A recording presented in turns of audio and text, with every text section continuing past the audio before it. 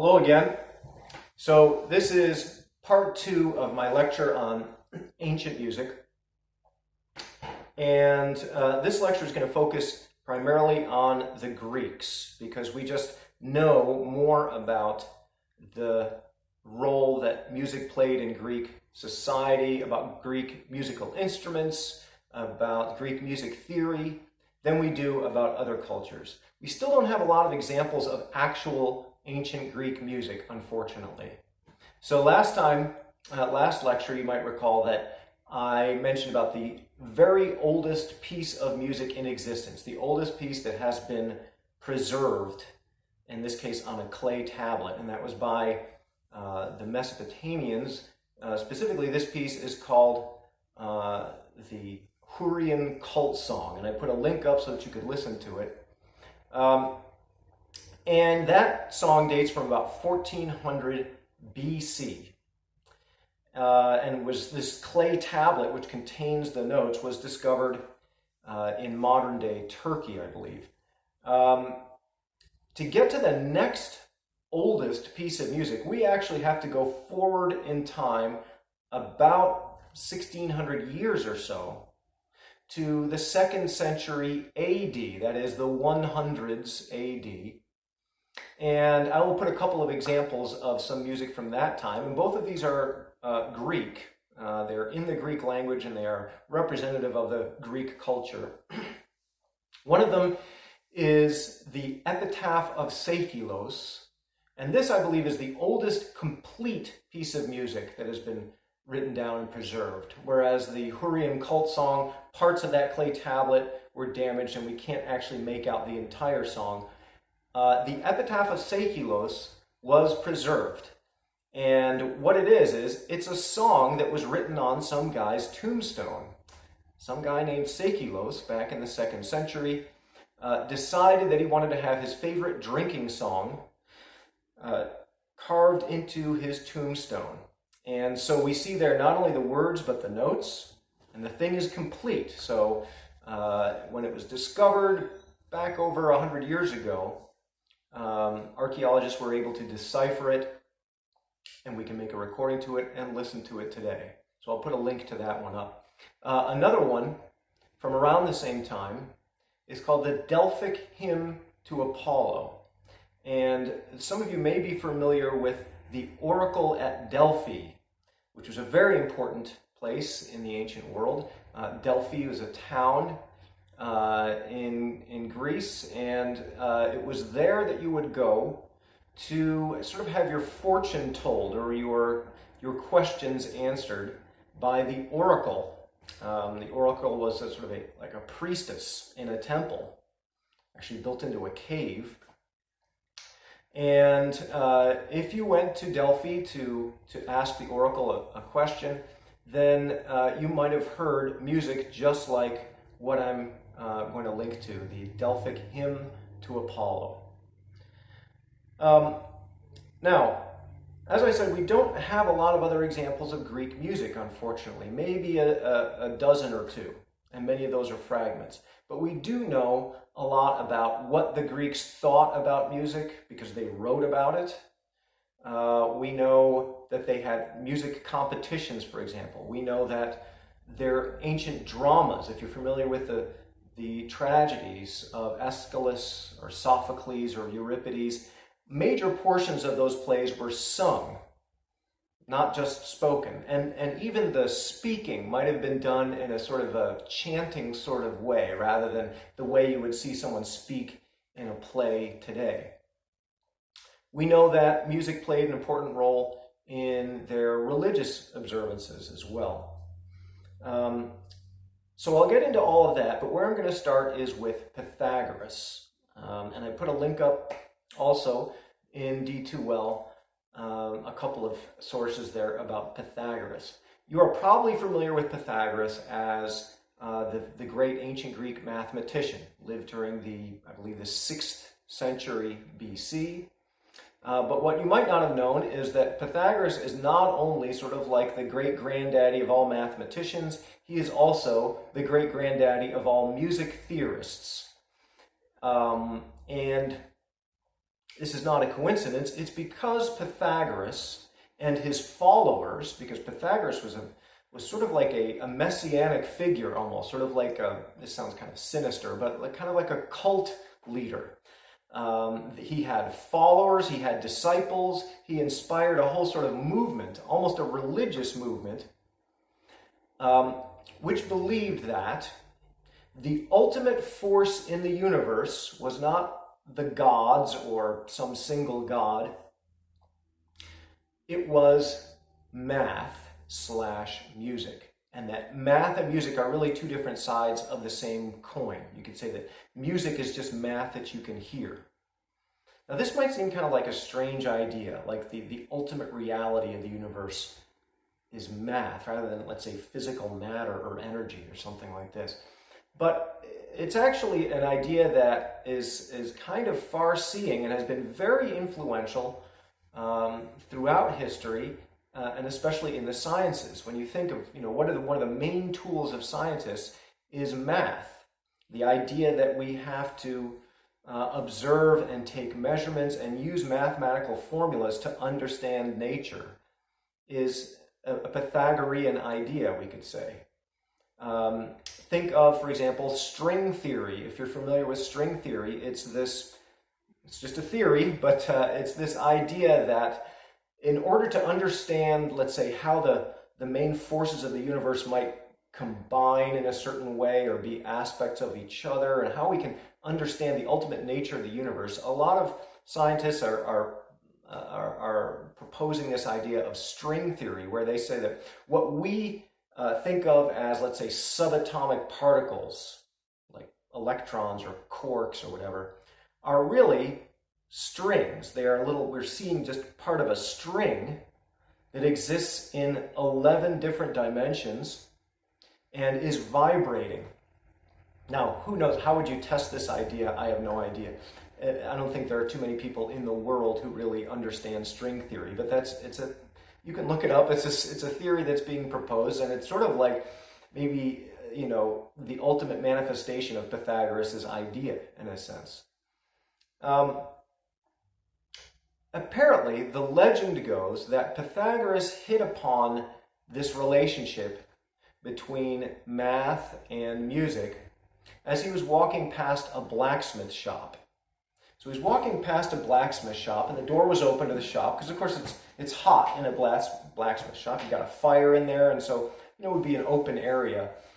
And he saw 3 blacksmiths taking turns on a piece of metal. Of course, you have to strike that metal while it's hot. So if you need to do a lot of shaping on a piece of metal, you might want to have 3 blacksmiths standing around, each pounding on the thing in turn so that it gets shaped before it cools down, right? So Pythagoras is walking by and he hears the 3 blacksmiths pounding, and he hears that the hammers hitting that piece of metal are producing different pitches, like ping, pong, ping, ping, pong, ping, whatever, right? And he wondered, well, what is it that's causing this exactly? So he walked into the blacksmith shop and he said, hold on a second, fellas, I want to do a little experiment here. I would like you guys to switch hammers, because I want to see if, is it the strength of each individual blacksmith, the varying speed which with he hits the piece of metal, what is it that causes these differences in pitch? So the blacksmiths obliged. They swapped hammers amongst themselves, and as they hit the metal, the same pitches were coming out of the same hammers, even though they had switched blacksmiths. Which makes sense when you think about what we've learned about what pitch really is. Pitch is a function of the frequency of the sound wave, which is often dependent on the size of the thing that is vibrating. So if we have 3 different hammers with slightly different sized heads on those hammers, right, they're going to produce distinct pitches. And it doesn't matter who is holding the thing. It doesn't matter how hard you strike it. It's going to produce the same pitch. Now, it might produce more volume, right? Because remember what volume is. Volume is a measure of the energy that is going into the sound wave. We could say the amplitude of the wave. So yes, the stronger guy hitting with a given hammer, it's going to produce a louder sound, but it's not going to produce a higher or a lower sound. So anyway, this got Pythagoras thinking, and he went home and constructed a little experimental musical instrument called a monochord. Mono means one, chord means string. So a one-stringed musical instrument. Sounds kind of boring. Well, it wasn't for, performing or entertaining people. It was for experimenting. It was basically kind of like a ruler with precise markings on it to measure length, and a string that was tightened to a certain amount of tension. And Pythagoras started plucking the string and stopping the vibrations by pressing down on the string at certain lengths and comparing the ratios and the intervals, right? Think of a guitar. That's really what a guitar is. You look at the frets on a guitar and it's sort of like a ruler, right? Imagine a guitar with only one string. That's basically what Pythagoras' monochord was. And Pythagoras discovered the relationships between the mathematical ratios and the intervals that we're familiar with. It was Pythagoras who discovered that the octave is just a 2-to-1 ratio. And you can see this on a modern day guitar. If you ever looked at a guitar and you see the different frets, and some of them have little white dots on them, right? There is one fret in particular that is exactly half the length of the string, and it's got 2 dots on it. It's the only one with 2 dots. And that is the fret that corresponds to the octave. And when a guitar player pushes down on that fret and plucks the string, that string is now vibrating only along half of its length instead of along its full length. And since the sound wave can only travel at a fixed speed, given a certain material and tension of string, if it's traveling only half that distance, it's going to be double the frequency in the sound wave, right? And of course, there are other ratios that correspond to other intervals, and it was Pythagoras who discovered all of this. Now, if we take this idea and sort of the implications of it, especially for Pythagoreans or other Greeks, let's say, who were, let's say, sympathetic to this idea, whether or not they were full-fledged Pythagoreans, there developed a couple of notions among, let's say, Greek intellectuals, right? And one of them was the idea of the music of the spheres. Okay? So in order to understand the music of the spheres, you have to understand the ancient and actually, for a long time, the medieval conception of the universe. Right? Now, one thing we got to say right off the bat, ancient people long before Columbus, knew that the world was spherical. They did not think the earth was flat. Right? The Greeks, in particular, knew very well that the world was spherical. Because for one thing, they were seafaring people. And when you go out on the ocean, right, and you see, let's say, an approaching ship or an approaching piece of land with mountains on it. Let's say you're sailing up to a mountainous coast. And there are lots of mountainous coasts around Greece. Well, what you see from a distance is first the very peak of the mountain, and then you see more of the mountain, and then ultimately, as you get closer, you're going to see the shoreline, right? You see the taller parts first. If you see an approaching ship, you'll see the top of the mast first over the horizon, and then the entire mast, and then the hull of the ship when you're closer to it, right? And that can really only be explained if the surface of the earth is curved. There are several other proofs that the Greeks worked out. Aristotle famously gave 3 different proofs for the curvature of the earth. And there was one Greek guy in particular, Eratosthenes, who figured out the circumference of the earth. And it's fascinating how he did this. But he figured out with a great degree of accuracy how big the earth was. And this was something like 1,800 years ago, if I'm not mistaken.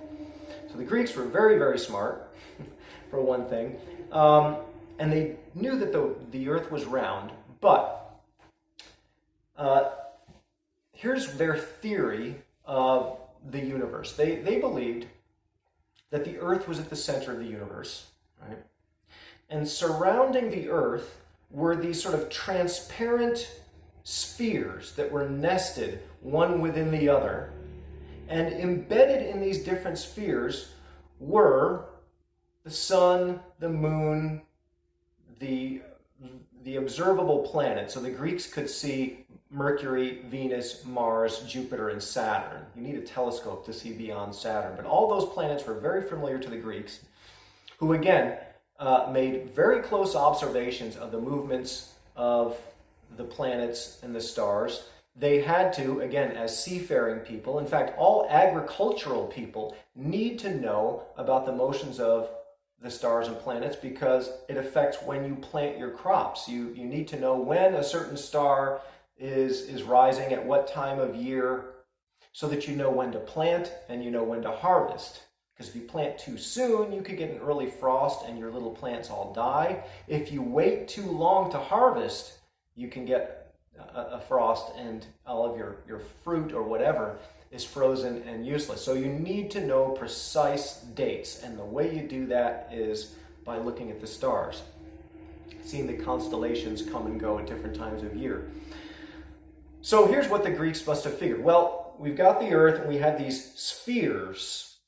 They're transparent. You can see through them from one sphere to the next, but embedded in these spheres are, again, the sun, the moon, Mercury, Venus, Mars, Jupiter, and Saturn.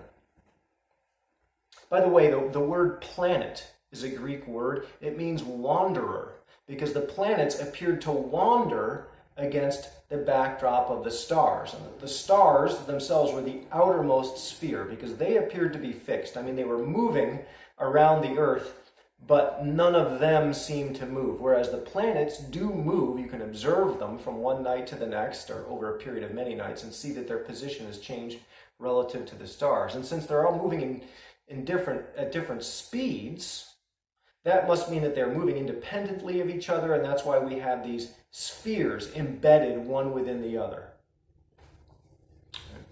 Now, as the Greeks observed the motions of the planets and made precise measurements, they discovered that there were mathematical relationships, that there were ratios involved, let's say between the movement of the moon versus the movement of Mars versus the movement of Venus, what have you. And they figured all this stuff out. They did the math and they came up with sort of ratios or formulas, and they figured, aha, if what we're seeing really is math, right, and we discovered one of these keys to the universe, the math behind the motion of the planets, then there must also be music going on, because music and math are the same thing. Therefore, as the planets and the moon and the sun and the stars all move around the earth in these embedded crystalline spheres, they must be making music. Now, we might not be able to hear that music down here, but it's up there and it's very real. In fact, the music that we make down here is but a pale imitation of the music of the spheres. So, if music and math, again, are two sides of the same coin, they are the ultimate force in the universe, they govern the motion of the planets and stars, Greeks also believed, at least let's say intellectual Greeks who thought about this kind of thing, maybe not ordinary, peasant farmer Greeks or whatever, but the Greeks who took the time to think about these things, and many of them did, they believed that those same forces of music and math must also be at work in every atom of your body and your soul, whatever your soul was made of, right? So this is another idea that has sort of Pythagorean origins, perhaps. And that is this idea called the doctrine of ethos. Now, ethos, it's the same word we get ethics from, ethical. And the doctrine or teaching, a doctrine is just a teaching, the doctrine of ethos is simply the idea that the kind of music that you listen to will have a direct effect on your soul, on your personality, we might say today. Right? Now this is, again, is an idea that we might sort of recognize today. For example, there are controversies about whether if you listen to gangster rap, are you going to become a gangsta yourself? Or if you listen to death metal, does it make you suicidal, or this kind of thing? Now, that's not really what the Greeks were talking about. They weren't talking about the words.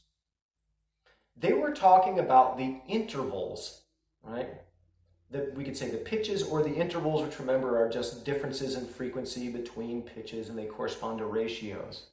Because, let's say you're listening to music with certain intervals, let's say certain scale patterns.